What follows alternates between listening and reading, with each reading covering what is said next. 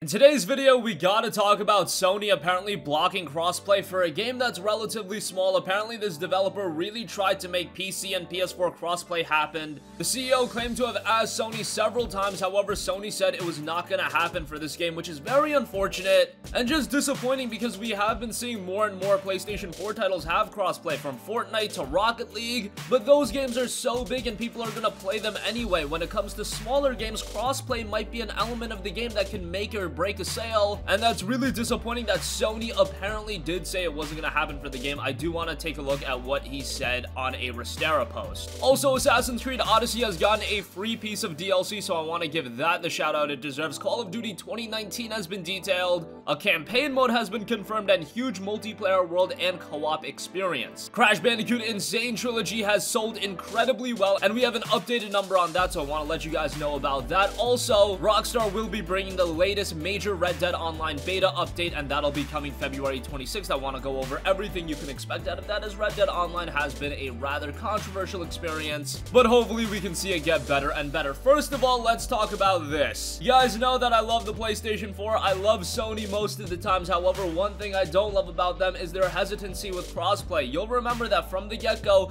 they were the ones that were hesitant about opening the floodgates to allow games to be crossplay. Now, we've obviously seen that be laxed a little bit with games like Fortnite and Rocket League having crossplay. However, when you look at games like Fortnite and Rocket League, yes, it's fantastic that they have crossplay, but these are games that people are gonna play anyway. Fortnite and Rocket League are massively popular experiences, and just because they have crossplay, it's not gonna get much people that didn't buy the game already to buy the game. Maybe there's a couple of instances there, but for a smaller game where every sale really does matter in a game that's not as popular as a Fortnite or Rocket League, having an element like crossplay that could add a couple of sales just on the basis of you being able to play with a friend on a different platform, that could mean big things. However, for the game Wargroove, if you guys don't know about this title, a lot of people are comparing it to Advance Wars. It looks pretty cool. It has a lot of customizability and a lot of creation options. However, that was a game that the CEO of Chucklefish Studios, Finn Bryce, wanted to have crossplay, and he posted this on Restera. Quote, "We made many requests for crossplay both through our account manager and directly with higher-ups all the way up until release month. We were told in no uncertain terms that it was not going to happen. From our side, we can literally toggle a switch and have it working. Of course, policy work might be more complicated for Sony. Just wanted to provide some balance on the issue and say it certainly isn't a question of developers having not contacted their account managers or having dropped the ball." And he concluded by saying, "We were told no." So that's really disappointing. If Sony can allow crossplay for a game like Fortnite and Rocket League,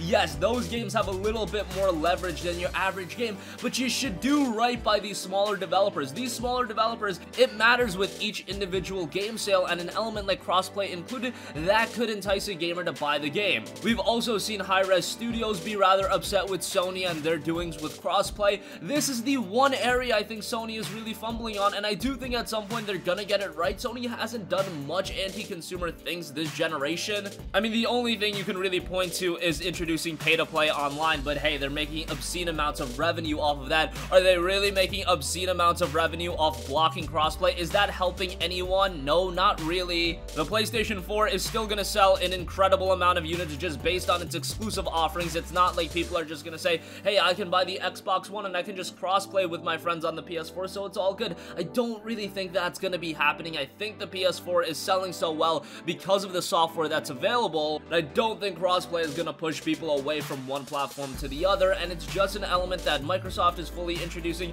PC players want it. I think people on the Switch want it. People on the PlayStation 4 definitely want it too. Even though we do have a sizable community playing all these games, I've always said that adding crossplay would also add longevity to these smaller games that not a lot of people are playing. And you'll see it a lot of times with some of the niche games on PC. They'll be released and they'll die off in a month or two. That sometimes happens with the smaller games on PS4 as well. I'm not saying crossplay would completely circumvent that, but for a lot of titles it would at least add some longevity, and for the developer that would mean added game sales because people can play the game longer. It just makes a lot of sense. It would be really good for all parties involved. Let's just make it happen sooner rather than later, but it's just unfortunate news hearing about what happened with Wargroove and it not getting crossplay. And I do want to note one last thing on on this topic. They have said it's literally as easy as toggling a switch. Again, for Sony, it might be a little bit more difficult, but for the developers, implementing crossplay is something incredibly easy. So if you ever think it's a developer decision, don't really think that's the case. What do the developers have to gain by blocking crossplay, especially on third-party platforms? It's not like they own PlayStation, Xbox, Switch, or PC,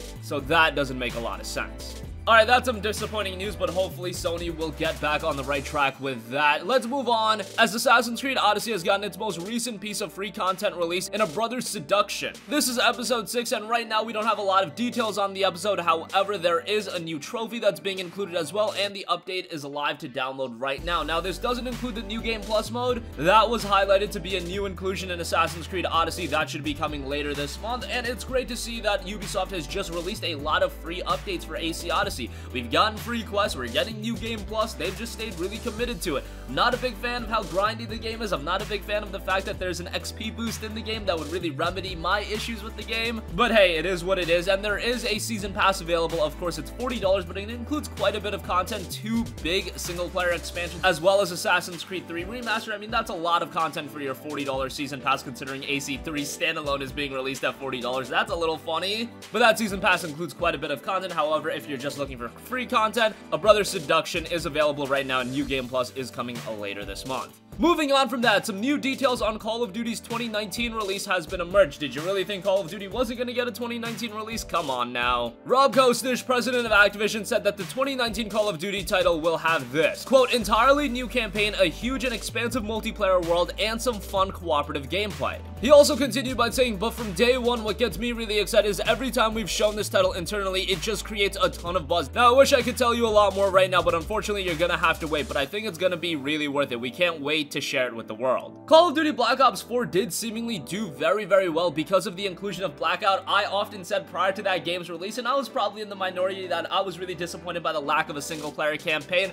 I know Call of Duty is generally seen as a multiplayer experience, but if you actually look at some of the single players in Call of Duty games, they've been quite good, and Black Ops is traditionally one of those line of Call of Duty games that has had really solid single-player campaigns, so to miss out on that, that was disappointing. But it does look like 2019's Call of Duty outing will have a single-player mode. Will it have a battle royale mode? Who knows? We'll keep you guys posted on that whenever that is announced. Speaking of Activision's, one of Activision's releases a couple of years ago that has done very well is Crash Bandicoot The Insane Trilogy. It has just sold over 10 million units since its release. That is an incredible number for Crash Bandicoot. Who knew that Crash was still that popular? And do remember, I talked about this often around the time when Crash Bandicoot was released, and we were talking about sales numbers. This wasn't a game that was getting promoted all too much. It was just kind of released quietly, and then the people that had a lot of nostalgia with Crash bought it, and people just kept buying it, and now it's sold 10 million copies. Originally, it started as a PS4 exclusive, but then it released on just about every platform, Xbox One, Nintendo Switch, PC, so that probably added some sales as well,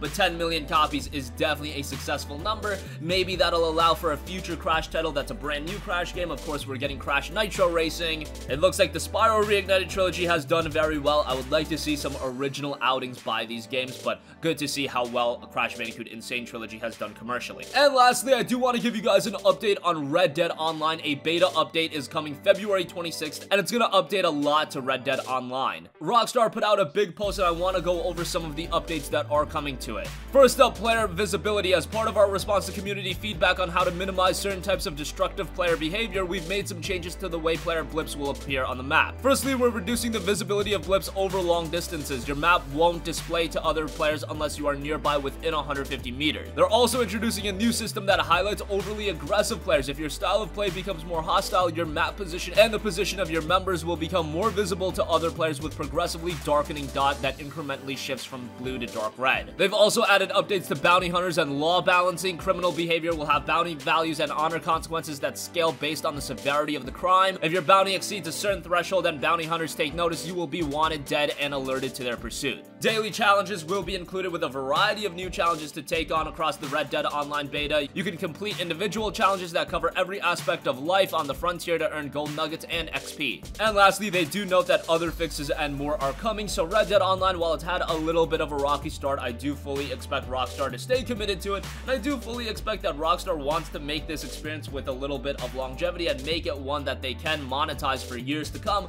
like they did with Grand Theft Auto Online. If you're telling me that wasn't the idea from the get-go, you are kidding yourself because they've made so much money off GTA Online. Unfortunately, Red Dead Online has just started off with a rocky start, but it is still in beta. Hopefully with the full release, they can get things right. And that's gonna conclude this video. Again, it looks like Sony blocked crossplay for Wargroove. It's not a game that all of you guys are gonna check out, but I just want to see crossplay be universal with every game. That is the ultimate goal here, not just crossplay with the big games everybody is gonna play anyway, but the games that are gonna have some issues with longevity. Games that with crossplay might be the make it or break it for somebody to buy. That's what I want to see. AC Odyssey has had a brand new update released today with episode 6 of Brother Seduction released. Call of Duty 2019 is touting a huge multiplayer world, a single player campaign, and some fun cooperative gameplay. Crash Bandicoot Insane Trilogy has sold over 10 million units, and a Red Dead Online beta update is coming February 26th. That's going to conclude this video. Sound off with all of your thoughts in the comment section down below. Thank you for watching, and goodbye.